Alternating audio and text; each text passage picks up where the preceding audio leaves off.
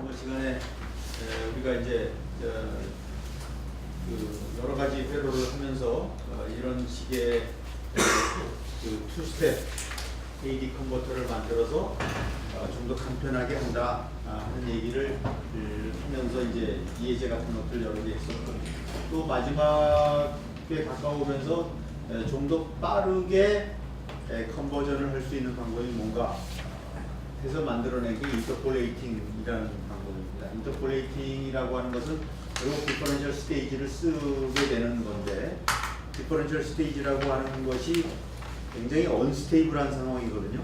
그러니까 우리가 트랜지스터를 사람들이 이제 발명을 하고 그 트랜지스터를 이용을 해서 전자공학이 만들어지고, 전자공학을 이용을 하면서 처음에 반도체를 만드는 거는 진공관을 대체하기 위해서 반도체를 발명을 한 거잖아요.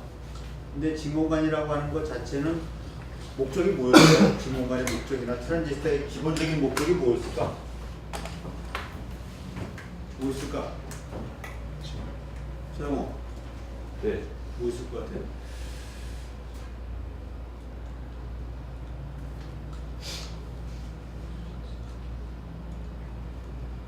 내가 이렇게 물어보는 거 무짐작에 쉬운 것만 물어보거든. 그러니까 모른다 소리 하지 말고 대답해봐.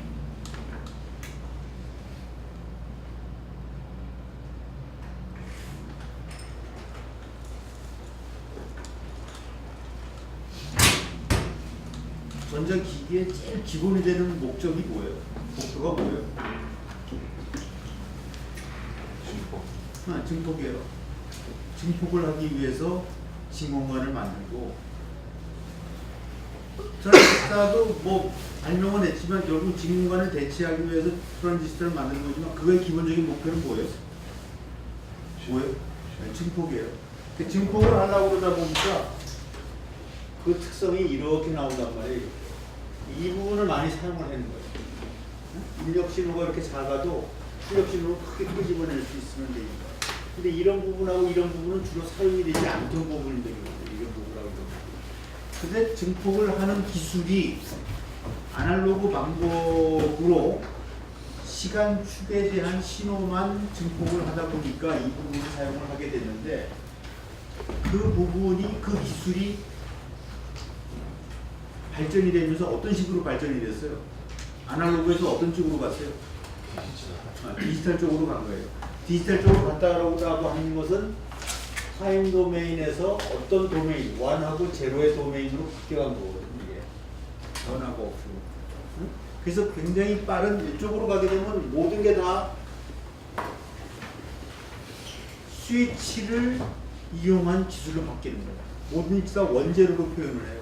우리는 여러분이나 나나 다 사람들의 머릿속에는 신호라고 하는 것은 전부 다 시간축을 기본으로 해서 신호를 생각을 합니다. 근데 원재료로 그걸 따져주게 되면 사람이 금방 그걸 보고 그 신호의 성질이나 그 신호가 얘기하는, 뜻하는 바를 알아차릴 수가 없어요. 기계만 알아차릴 수 있어요. 기계적인 언어이기 때문에. 그렇죠? 응? 근데 기계적인 언어를 사람이 알아듣게 다시 한번 변환을 해줘야 돼요. 맞습니까?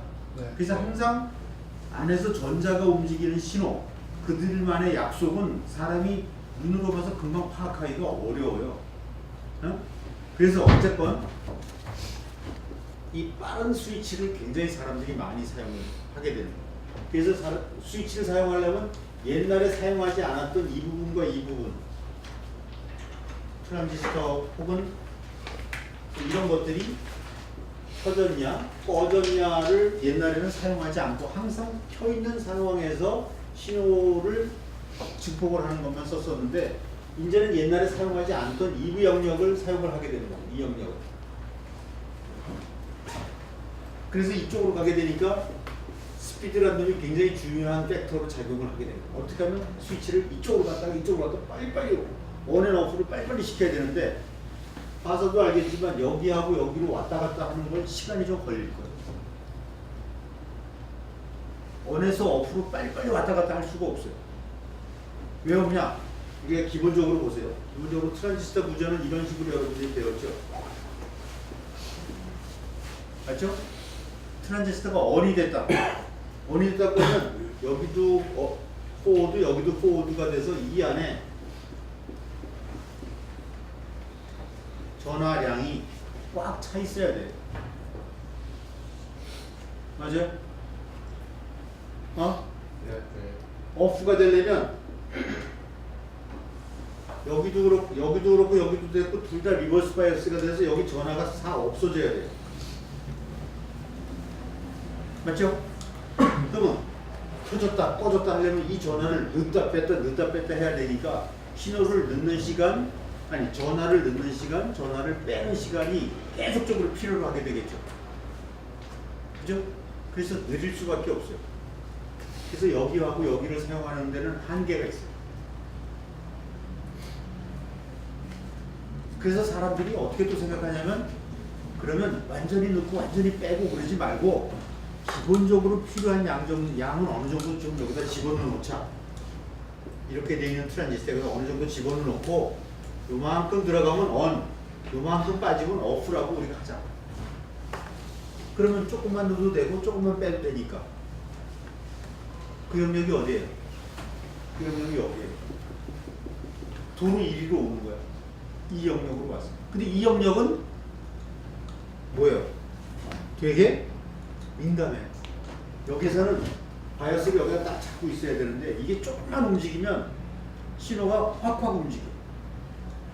굉장히 빨리 움직여. 여기서 이만큼 차지가 조금만 움직여도 1위로 가고 하는 게 굉장히 빨라요.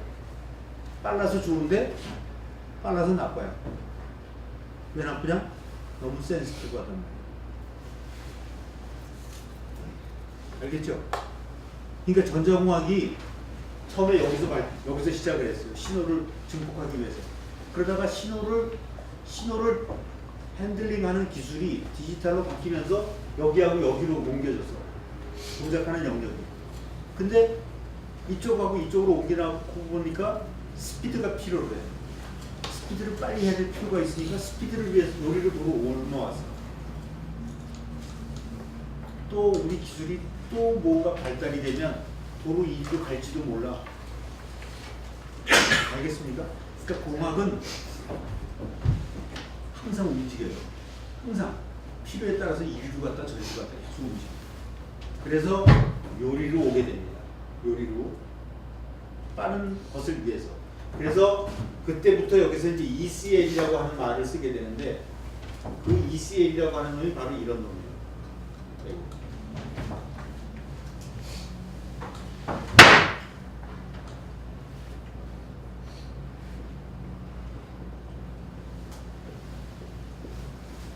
이렇게 트랜지스터를 묶어놓고 써요. 여기가 뭐예요? 에미터죠? 맞아요? 네. 두 개가 붙었죠? 네. 이게 카풀이 됐어요. 이렇게 해서 로직 회로로 쓴다고 그랬고 ECL이라는 말로 빠른 디지털 회로를 만들기 시작을 했어요. 에미터 커플드 로직. 자, 그러면 여기서 보세요. 에미터 커플드 로직은 결국 디퍼런셜 스테이지예요. 맞죠? 이거 디퍼런셜 스테이지잖아요. 맞아요? 네. 빠른 대신에 굉장히 민감해요. 근데 민감한 거를 잘 컨트롤할 수만 있으면 빠른 장점을 충분히 살릴 수 있어요. 오케이? 알겠죠? 네. 그래서 다시 전자공학의 그 이유로 해서 이렇게 소스가 카풀이 된 디퍼런셜 스테이지를 스위치의 형태로 사용한 AD 컨버터를 만들어 보자. 여기 저쪽에서 트랜지스터를 이용해서 이렇게 썼으니까 모스펫을 이용해서 이렇게 가지고 AD 컨버터를 한번 사용을 해보자. 그런 아이디어가 기본적인 겁니다. 되게 간단한데 만들기는 되게 어려워요.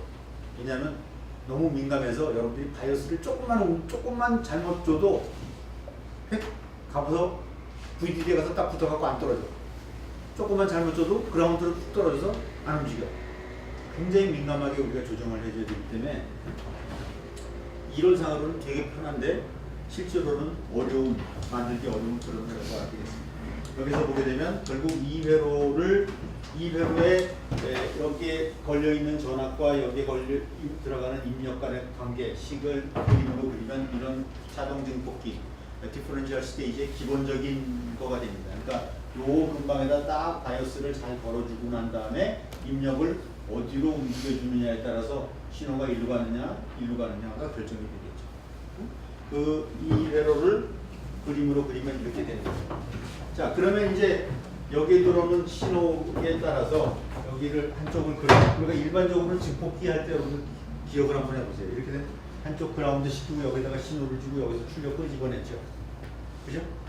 근데 여기서 입력을 사실은 굉장히 좁은 영역에서 입력을 조금만 줘야지 이걸 조금만 큰 신호를 주게 되면 여기가 이리로 가든지 그라운드로 떨어지든지 그렇게 됩니다. 맞죠? 근데 여러분들이 오피아프에서 여기다 입력 신호를 갖다가 수볼트를 준 적도 있고 한 수백 밀리볼트를 준 적도 있었을 텐데 그때는 전부 다 피드백을 시켰기 때문에 그래요. 피드백을 시켜서 A가 얼마예요? 오피아프에? 네, 무한대요. 그래서 A 입력에다가 아주 거의 제로에 가까운 플러스를 가해줘도 출력이 무한대로 가버려요. 그죠? 그래서 이런 센시티비티를 주기 위해서 피드백을 사용합니다. 오피아프. 맞죠? 네. 자, 여기에서도 마찬가지로 그런 이유 때문에 굉장히 민감하다고 얘기를 했는데 여기에 두 개의 입력이 여기에 있잖아요. 입력, 마이너스 입력, 플러스 입력. 그래서 여기에다가 이걸 그라운드를 시키면 여기가 그라운드보다 조금만 커도 그라운드로 떨어지고 조금만 작아도 여기 VDD로 올라가고 이래요. 굉장히 민감하단 말이에요. 그러니까 여기에다가 정확한 전압을 우리가 주어질 수 있으면 요 전압하고 요 전압, 입력 전압이 요 바이어스보다 크냐 작으냐를 가지고 우리가 판단할 수가 있어요. 결국 AD 컨버전이라고 하는 놈은 우리가 쭉 저항이라고 하는 놈을 이렇게 쭉 갖다 붙이잖아요.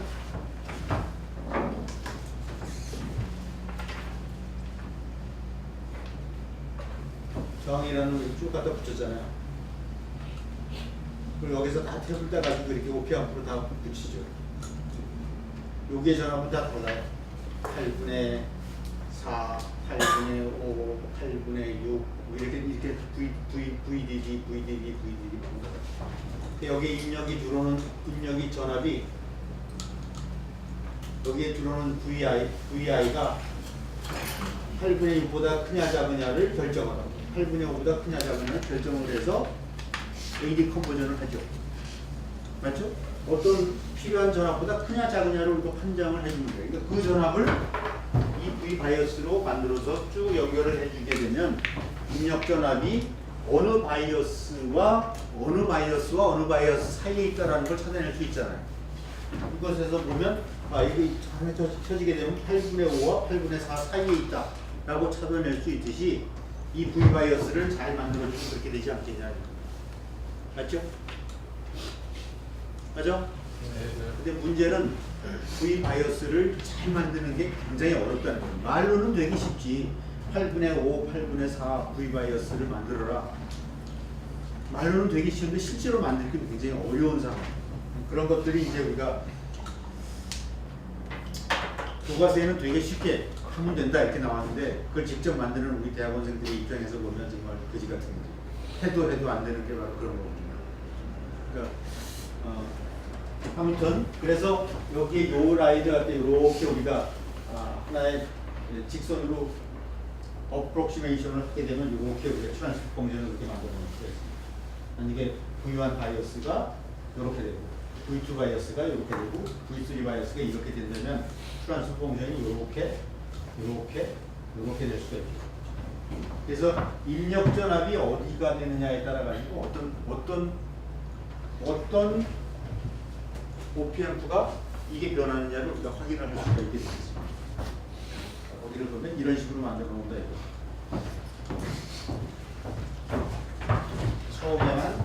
처음에 들어오는 4개에서 굉장히 빠르게 우리가 요구를 하고 나머지 거는 저항을 달아가지고 붙여놓으면 이건 뭐 쉽게 우리가 얘기를 할 수가 있으니까 이렇게 해서 몇 비트, 4비트, 4비트, 8비트짜리 AD 컨버전을 우리가 만들어 볼 수가 있다.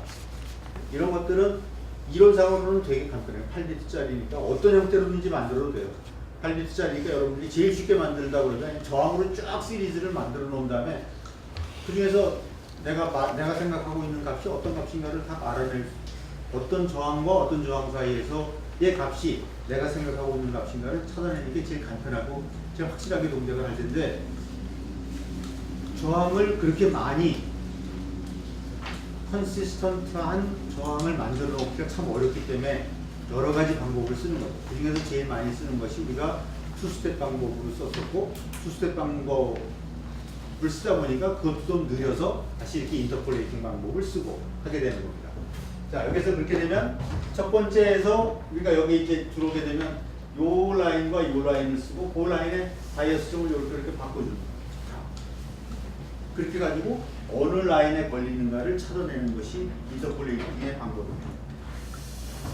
자, 여기서 이제 그 방법이 똑같이 이그샘플로 이렇게 되겠는데 3비트짜리를 우리가 사용하는 인터폴레이팅 ADC를 만들어서 V인이 0.23, 0.6 레퍼런스가 1V 때를 이렇게 찾아내는 거예요. 여기를 보게 되면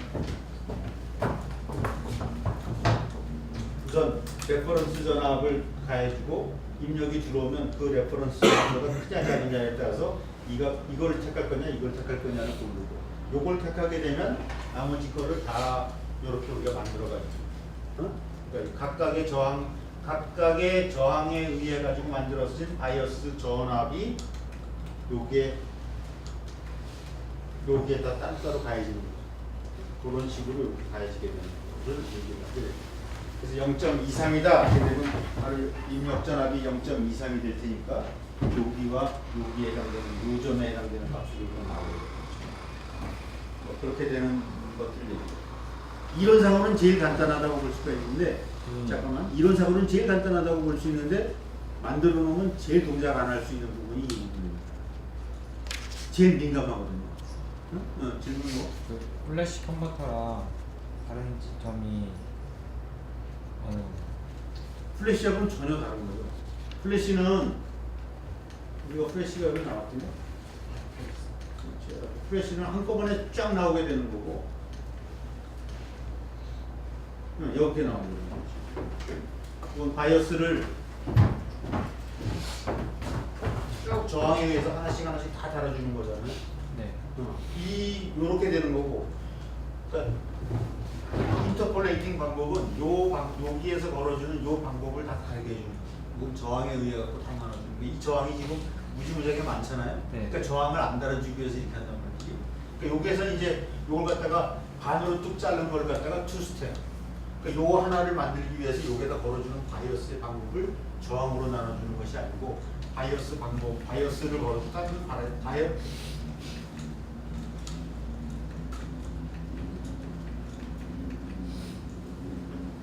여기에서 이렇게 바이어스를 걸어가지고 이 바이어스를 걸어주는 방법은 프레시에서 저항으로 나눠주는 방법하고 또 다른 방법을 해줬습니다. 만약에 저항으로 한다 그러면 프레시하고 거의 유사한 방법이 됐습니다.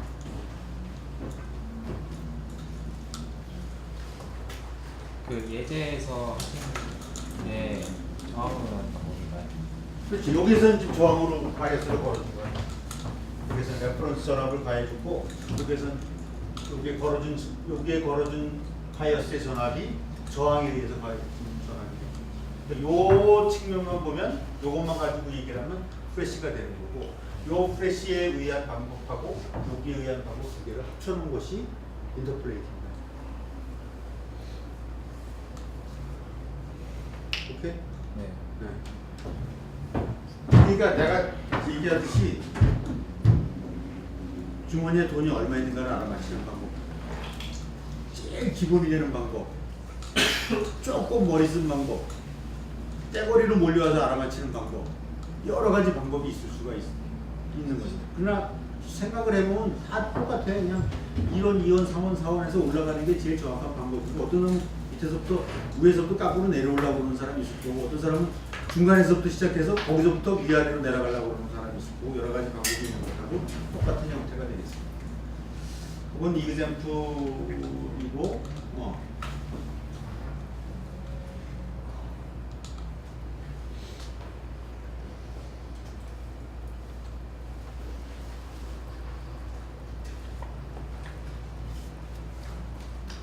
그래서 이제 오버 샘플링이 나와요. 시험에는 그래서 다음 주나 다다음 주에 시험 보게 될 것 같은데 언젠가 시험 보겠죠? 중간 시험 봐야지.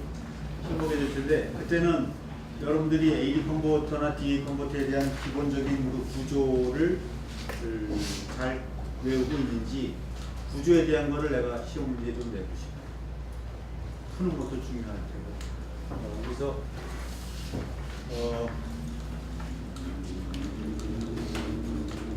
구조를 여러분들이 좀 외우고 있으면 좋을 것 같아요. 이 마지막으로 나오는 구조입니다. 오버 샘플링.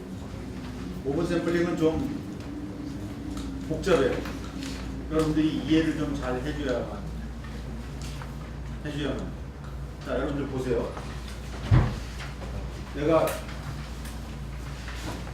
진공관을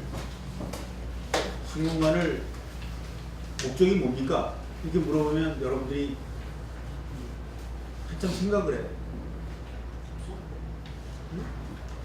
증폭을 하기 위한 것인 것을 알고 있겠지만은 굉장히 대답을 하기가 힘든가 봐. 망설이는 거죠. 맞나? 틀리나? 틀리면 또 뭐 지키는 거 아니? 이래가지고 대답을 안 하는 거죠. 근데 이 영역에서 신호를 증폭을 합니다. 그러다가 무슨 이유 때문에 이 타임 도메인에서만 생각을 하다가 우리는 사람은 다 타임 도메인에서만 살아요. 그죠? 그러다가 원제로의 도메인으로 딱 넘어가면 그 다음에 사람의 두뇌하고 약간 다른 형태로 놀거든요. 기계가 좋아하는 방법으로 놀린다고 사람이 좋아하는 방법으로 노는 게 아니에요. 그렇죠? 이쪽으로 놀아요. 그러니까 도메인이 달라졌어요. 이쪽으로 가서 도메인을 하려고 그러면 사람이 그 노는 모양을 기계가 노는 모양을 보고 기계가 무슨 생각을 하고 있는지 알아차리질 못해요. 맞죠?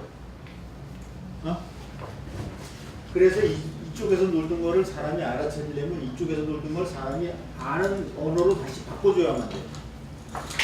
그렇죠? 그래서 뭐 머신 랭귀지는 우리가 하고 있는 랭귀지하고 다르잖아요. 그죠? 맞죠? 네. 자, 그래서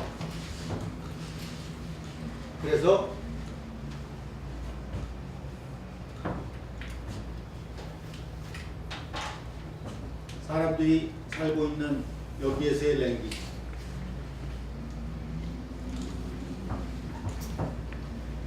기계들이 하고 있는 머신 랭귀지가 있습니다.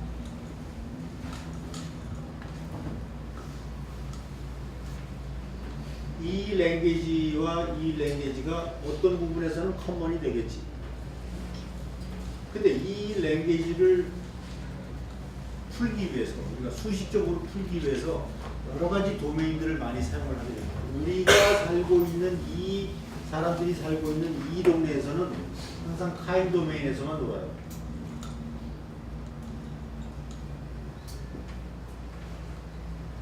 그래서 이 타임 도메인에서 놀고 있는 이 신호를 좀 더 기계가 알아듣기 쉽게 혹은 수식적으로 풀기 쉽게 하기 위해서 이 타임 도메인을 프리퀀시 도메인으로 바꾸기도 하고 여러 가지 도메인으로 바꾸죠. 맞습니까? 이렇게 이 도메인을 바꿔요. 그래서 프리퀀시 도메인으로 바꿔놓으면 예를 들면 사인 웨이브가 이렇게 있잖아요. 그죠? 한 개의 주파수를 갖다가 타임 도메인에서는 이렇게 보지만 프리퀀시 도메인에서는 어떻게 나옵니까 이게? 이렇게 나오죠. 이렇게 보면 우리는 눈에 보이는데 이렇게 보면 눈에 잘 안 보여요. 예를 들어서 약간 찌그러진 이런 그래프를 보면 이거 눈에 보이는데 여기에다가 이렇게 표시를 해놓으면 이게 무슨 신호인지 안 보여요. 우리는 타임 도메인에서만 살기 때문에 그렇습니다. 알겠죠?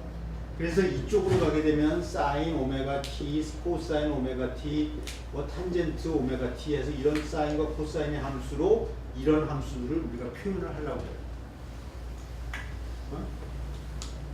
프리퀀시 도메인으로 오게 되면 이렇게 표현하는 것보다는 다른 형태로 표현을 하죠. 근데 우리가 생각하고 있는 자연계에 있는 여러 가지 현상들이 이렇게만 표현할 수 있느냐면 그것도 아니에요. 아주 일부분만 이렇게 표현을 할 수가 있습니다. 그래서 그걸 표현하는 범위를 좀 더 확장시키기 위해서 우리가 Z 도메인이라고 하는 도메인을 우리가 올라가죠. 도메인을 바꿔서 생각을 한단 말이에요. 그러니까 여기에서는 지금 여기에서 이렇게 해석을 할 수 있는 방법은, 이렇게 해석을 하는 조건은 함수가 주기적인 함수여야 된다라는 조건이어야만 이렇게 와요. 주기적이지 않은 함수는 이렇게 표현할 수가 없어요. 사인과 코사인으로 표현할 수 없죠. 어? 표현할 수 없단 말이에요. 우리가 보기에 자연적인 세계에서는 주기적인 함수는 아주 국한된 함수고 나머지는 거의 다 주기적이지 않은 함수일 거예요. 주기적이지 않은 함수 중에 대부분의 것이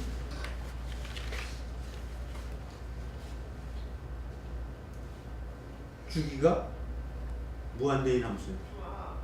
한 번 일어나고 안 일어나. 진짜 안 일어났을까? 주기가 만년이 될 수도 있고 100만 년이 될 수도 있고 1억 년이 될 수도 있는데, 그럼 우리가 보기에는 주기가 없는 거죠. 그러나 자연적으로 봤을 때는 주기가 무한대가 있는 거예요. 그래서 그런 것들을 함수로 표현하기 위해서 생각을 해낸 것이 G도메인이라고 하는 겁니다. 수학에서 배웠죠? 안 배웠어? 자냐? 주무십니까? 배웠어요? 안 배웠어요? G도메인 배웠죠? 네. 그거를 이용을 하는 것이 오버샘플링. 이걸 여러분이 개념적으로 잘 알고 있으면 여기서는 굉장히 많은 일들을 할 수가 있어요. 그러니까 여러분들이 수학책에서 공업수학 시간에 배웠던 S도메인, Z도메인에 대한 거를 다시 한번 좀 훑어봐야 봐야 될 거예요. 이 오버샘플링을 잘 이해하기 위해서. 그럼 우리 이 시간에는 그거에 대한 수학적이거나 물리적인 얘기를 하는 것보다는 어떻게 이용을 했는가 하는 것만 중심으로 해서 여러분들한테 설명을 하려고 합니다.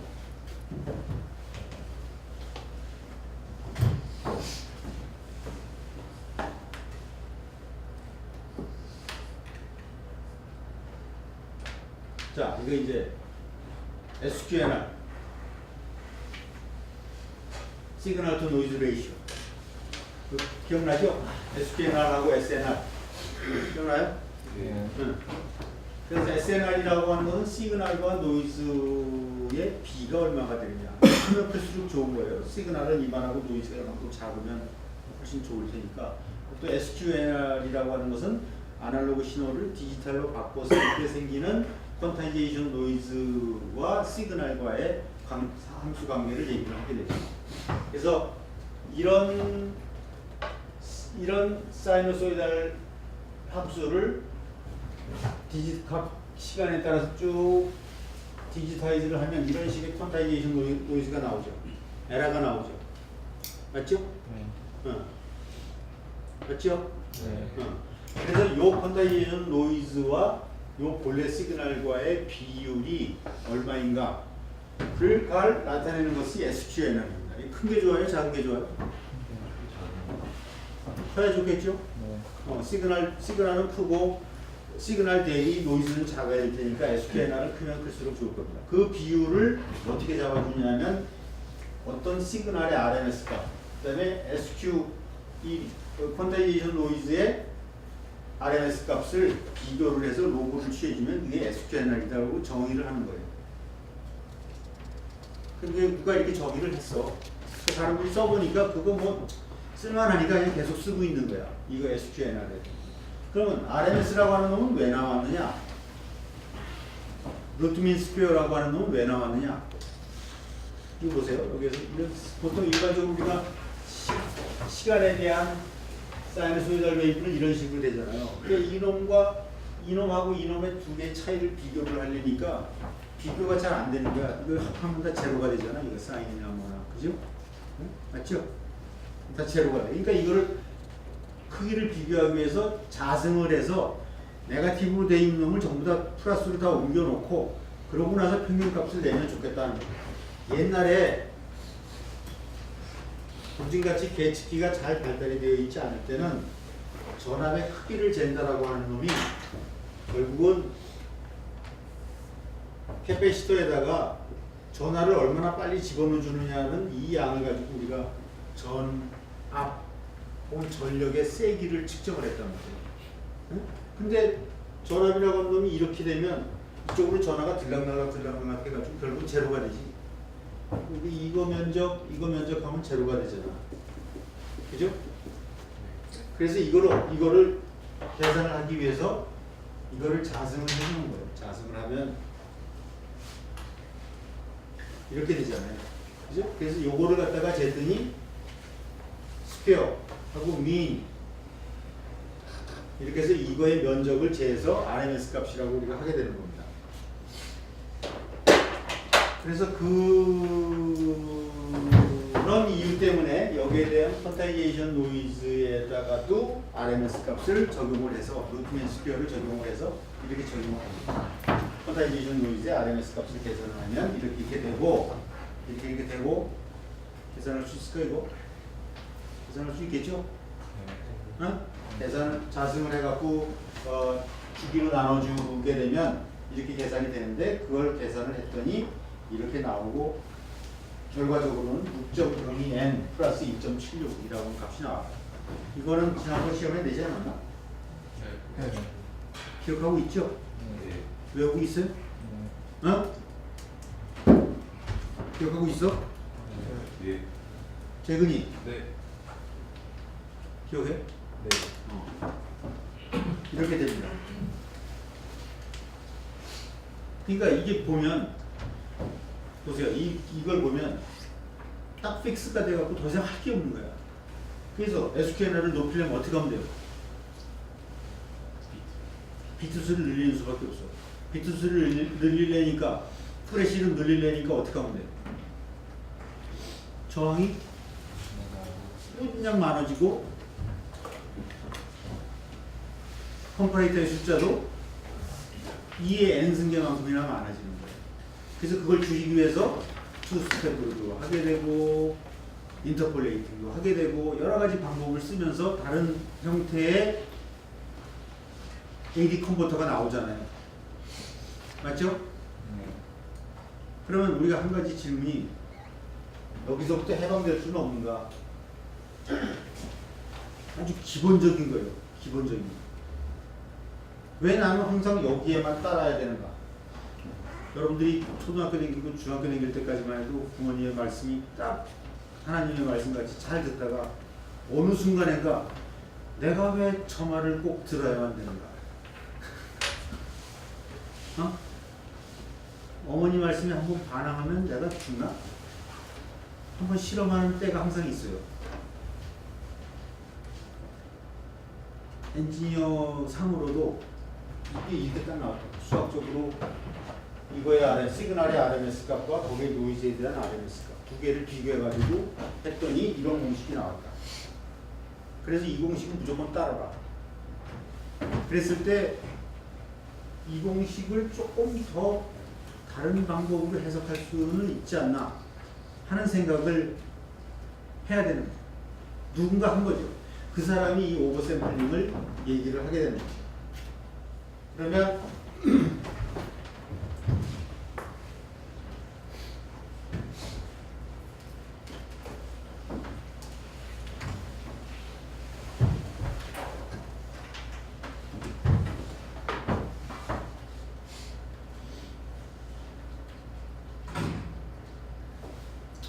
어떻게 설명해야지?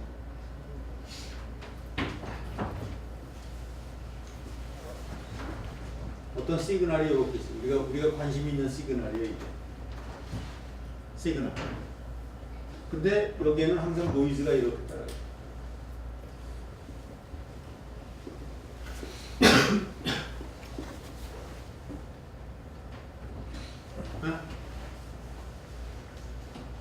그래서 수식적으로 생각을 하기를 이 노이즈의 밴드를 여기 이 밴드라고 하는 것은 이 샘플링을 하는 거예요. 그러니까 나이키 스트레이트로 보통 샘플링을 하잖아요. 그죠? 나이키 스트레이트는 뭐지? 나이키 스트레이트가 뭘까? 그죠? 나이키 스트레이트 정의가 뭐라고 얘기할 수 있을까?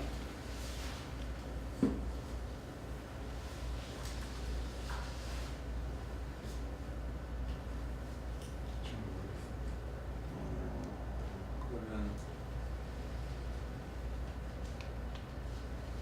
현미. 네. 잘 모르겠습니다. 처음 듣는 거. 야, 이 자식아 처음 듣는다 그러면 어떻게 이씨. 벌써 100번도 내가 더 얘기했구나. 현욱이. 네. 샘플링 주파수가 신호가 가지고 있는 최고 주파수의 2배 이상 돼야 원신호로 복원시킬 수 있습니다. 봐. 정무하고 현욱이 잘 들어. 아날로그 신호가 이렇게 있잖냐. 그지? 근데 우리는 그걸 디지털로 바꾸고 싶어 해. 그 디지털로 바꾸면 여러 가지 이익이 있으니까 바꾸려고 그럴 거야, 그지? 그럼 디지털로 바꿀 때 그걸 언젠가 이렇게 샘플링을 해야 되잖아. 이런 사이노소이드가 있을 때 샘플링을 여기 될까요? 제일 아이디얼하게는 무한한 샘플링을 하면 아날로그 신호를 그대로 복원할 수 있겠지. 맞죠? 그럼 미니멈으로 몇 개까지 해야 본래 시그널의 성격을 안 잊어먹고 복원을 해낼 수 있을까? 그게 나이키 스트레이트예요. 그게 뭐냐면 이놈이 가지고 있는 최대 주파수의 2배까지만 샘플링을 하면 본래 시그널을 복원할 수 있을 거다. 그게 나이키 스트레이트예요.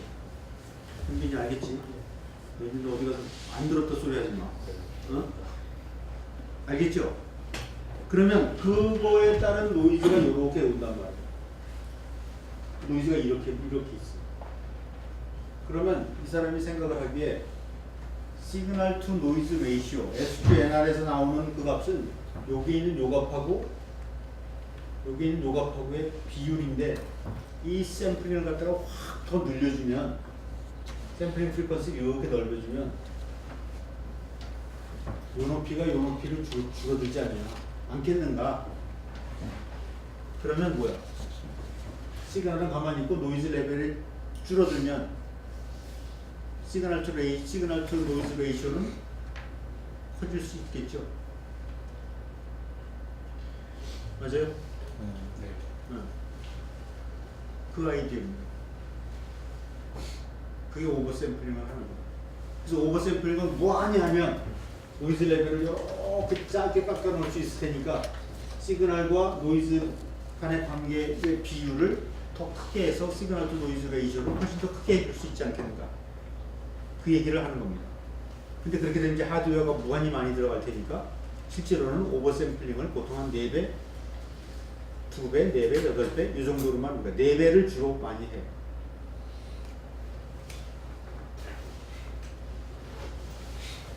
원리만 여러분들이 알고 있으면 근본적인 것만 알고 있으면 됩니다.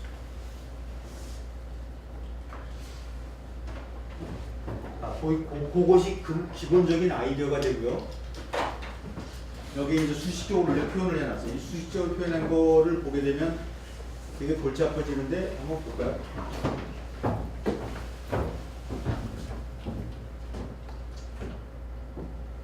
여기에서 보게 되면 이게 이제 그 파워라고 하는 건 에너지라고 하는 놈을 우리가 공부를 해야 되겠는데 볼테지가 아니고 에너지라는 놈을 하려면 에너지라고 하는 놈이 볼테지의 자승에 비례를 하기 때문에 여기서 볼테지의 자승을 해가지고 그거에 대한 평균값도 다시 우리가 얘기를 해주게 됩니다. 그러면 이렇게 계산을 하게 되고 우리 아까 퀀타이제이션 노이즈에 대한 걸 얘기를 할 때도 퀀타이제이션 노이즈를 자승을 해가지고 평균값을 내줬죠. 이 볼테지를 또 자승을 해서 평균값을 내주는 것이 에너지 값이 돼요. 여기 이렇게 우리가 표현을 해줄 수가 있습니다. 이것은 지난번에 했던 이 식들하고 다 그대로 이 식들이 그대로 다 여기 나오는 거예요. 여기 요시, 여기 요시, 여기 요시 전부 다 나오게 되는 거니까 우리 보면 될 것 같고 그래서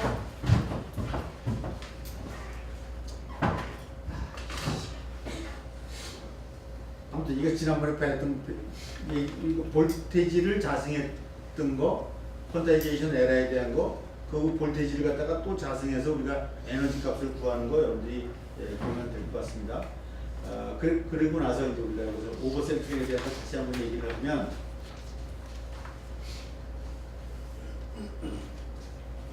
현민이 잘 봐. 나이키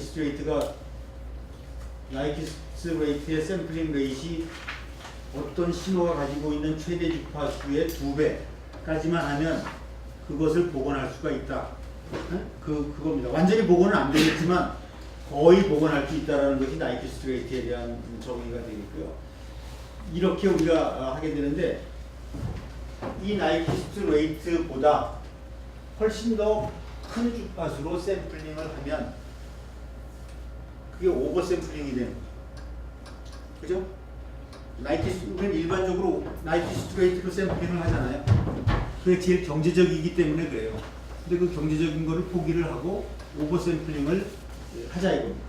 오버 샘플링 레이시 약 4배 정도가 된다고 하면 이게 예를 들어서 2메가가 된다면 샘플링을 보통 4메가로 해야 되는데 오버 샘플링을 4배로 한다 그러면 16메가로 샘플링을 한다 소리.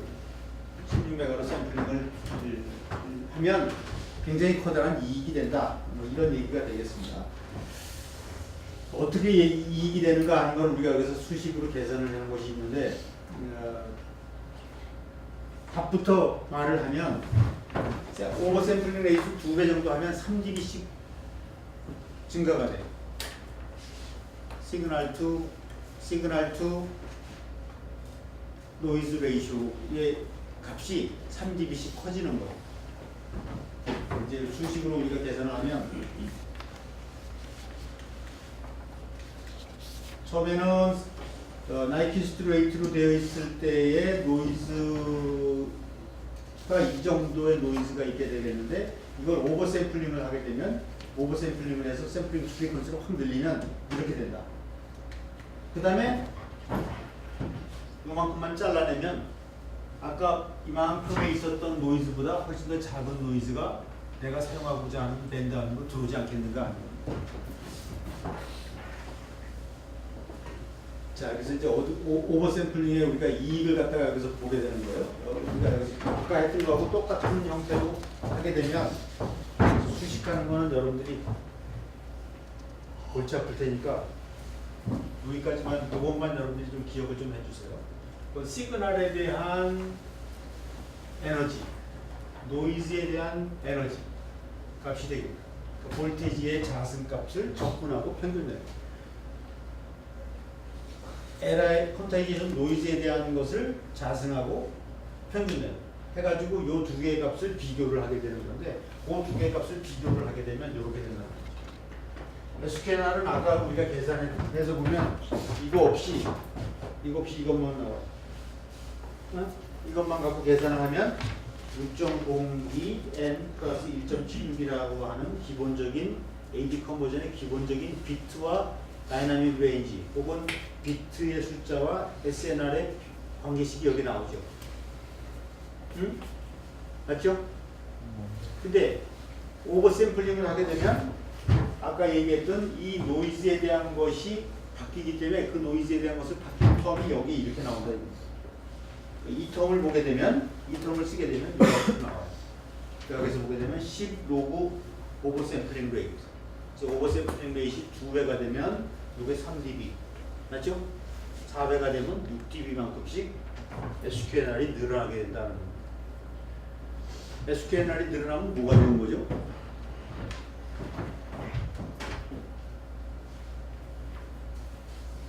SNR이 늘어나면 뭐가 좋은 거예요?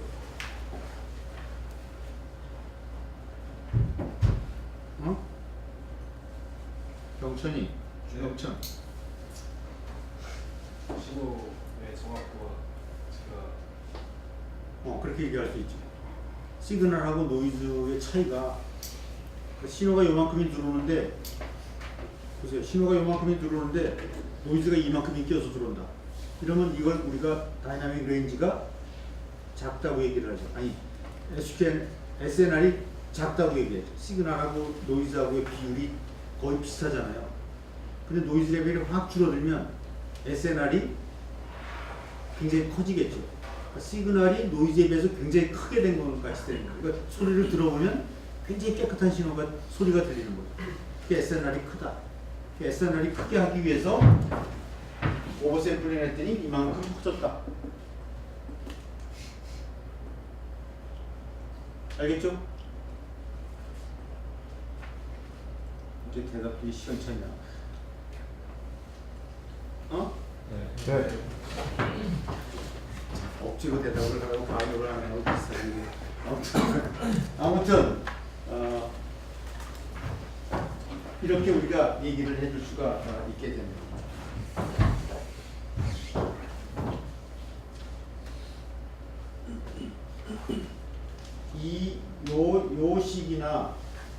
요식은 여러분들이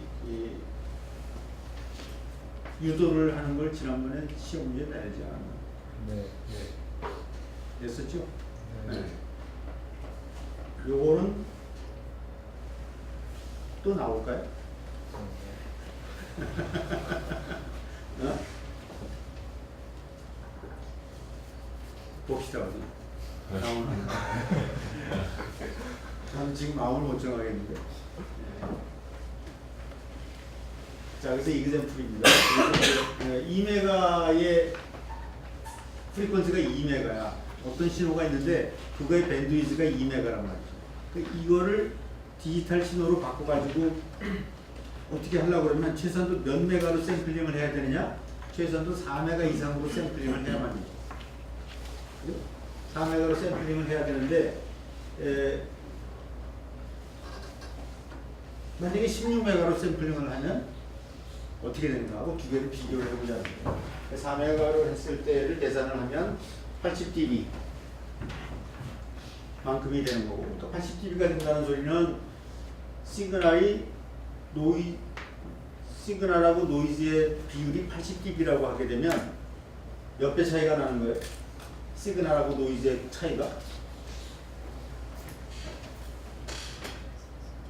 약 10의 4승배 정도 차이가 나. 그러니까 시그널이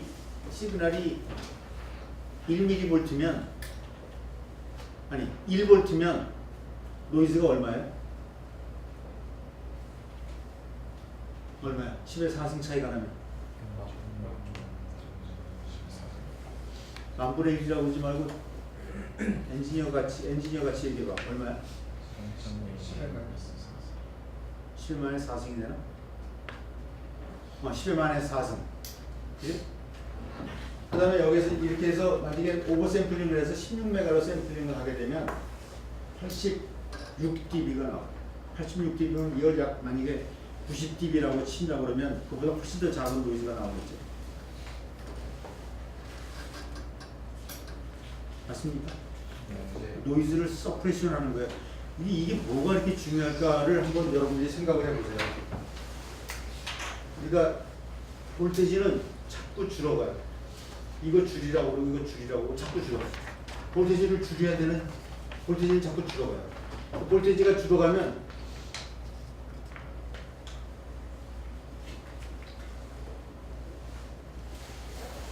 아웃풋 스윙이 점점 이것도 자꾸 줄어가요. 어?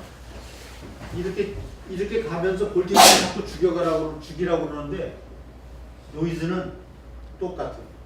항상 노이즈가 그대로 있단 말이에요. 그러니까 내가 놓을 수 있는 전압의 범위가 없는 거예요. 노이즈, 신호가 이렇게 클 때 노이즈가 이렇게 따라오는 거는 아무 상관없어요. 근데 신호가 이런데 노이즈가 이렇게 따라오면 이거는 더 이상 용납이 안 되는 범위가 됩니다. 이 노이즈를 서프레션 시키기 위해서 어떻게 해야 되느냐? 어떻게 되는 거예요? 저기 우리가 지금 배운 게 뭐예요? 오버 샘플링을 해야 돼. 해야만 하면 좋겠다. 근데 뭐 무지하게 많이 좋아지느냐? 그건 아니야. 4dB, 5dB, 6dB 이 정도밖에 안 줘요. 그러니까 2배, 2배면 작은 건 아니지. 2배, 3배 이렇게 좋아진다 이 말이죠. 응? 그러면 여러분들 볼테이지는 왜 이렇게 줄어들어요?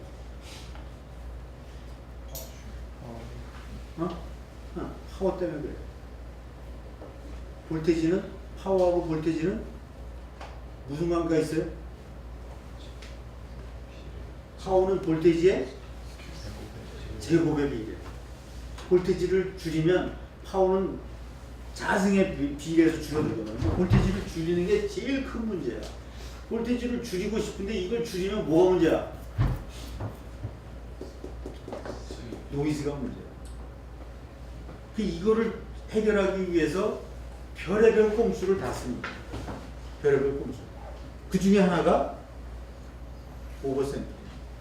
오버샘플링을 하면 하드웨어는 확 늘어나요. 그래도 할 수 없어. 그래서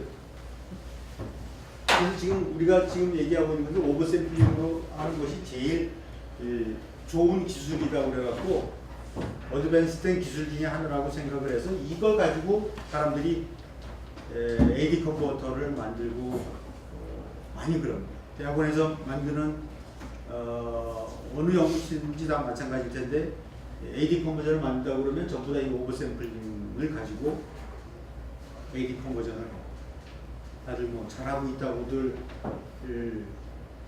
논문에는 다들 잘하고 있다고 하는 것 같아요. 근데 이제 문제가 어느 기업체에서 브로드에서 나온 논문을 보니까 되게 괜찮다. 랩에 와서 우리가 그 돈 주고 살 테니까 팔을래? 라고 물어보면 선뜻 주머니에서 이렇게 꺼내줄 수 있는 게 없어. 왜 그럴까? 대학원생이 지도 교수한테 사기친 걸까? 그것도 되게 많아요. 고의로 사기쳤을까? 그건 내 생각은 아닌 것 같고 지도 모르고 사기친 거지. 100개 중에 하나 동작해. 100개 중에 하나. 거의 대부분 그래. 100개 중에 하나 동작하는데 동작하는 걸 막 동작을 시켜서 실험 데이터를 막 그날은 야 오늘은 정말 재수가 왜 이렇게 좋지? 그러면 막 데이터가 막 나와. 아침에 데이터가 이렇게 나왔습니다. 와, 잘 나왔다. 어디 한번 가서 보자. 그러고 내려가면 안 되는데요. 안 되는데요. 또 많은 경우가 그렇습니다. 7, 80%가 그래요. 그러니까 기업체에서 사러 오면 100개 중에 하나 동작하는데 이거 그거라도 보여주면 좋겠는데 보여줄 수도 없고 계속 이런 경우가 되게 많죠. 이렇게 막 별의별 꼼수를 다 써가지고 이렇게 간 회로들은 대부분이 그런 식으로 동작을 잘 하지 않습니다. 그러니까 릴라이빌리티가 되게 떨어지는 거죠. 그러니까 그런 기술은 팔아먹을 수가 없는 기술이잖아요. 그렇죠? 그 기술 믿고 막 대량 생산해서 막 수천만 대의 기계를 만들었는데 팔고 나니까 하나도 안 팔린다. 어떻게 이거? 그래서 중국에서는 그 모바일폰 나와서 고장 나잖아요. 우리나라는 100만 개 중에 하나 고장 난다고 AS가 들어오는데 중국 가면 100만 개 중에 100개가 고장 난다고 들어와. 100배나 더 많아. 그 대신 어떻게 고장나면 아무 소리 안 하면 새 걸로 그냥 팍 줘. 얘네들. 왜냐면 단가가 싸거든. 어떤 게 비즈니스 모델인지는 좋은 비즈니스 모델인지 모르겠는데 중국 같은 그런 비즈니스 모델은 3등이나 4등일 때에는 그 비즈니스 모델이 딱 좋아요. 무조건 앞에 놈만 보고 쫓아만 가면 되거든. 앞에 놈 뒤통수만 보고 정말 열심히 쫓아만 가면 먹고는 산다. 우리 삼성이 여태까지 그랬거든요. LG가 그랬거든요. 우리나라가 대부분 그랬던 거죠. 그러다가 1등이 딱 되고 나니까 어디로 가야 될지 모르는 거예요. 1등을 해봤어야지. 어? 그게 지금 막 헤매는 중이야. 그럼 앞으로 뭘 먹고 살아야지?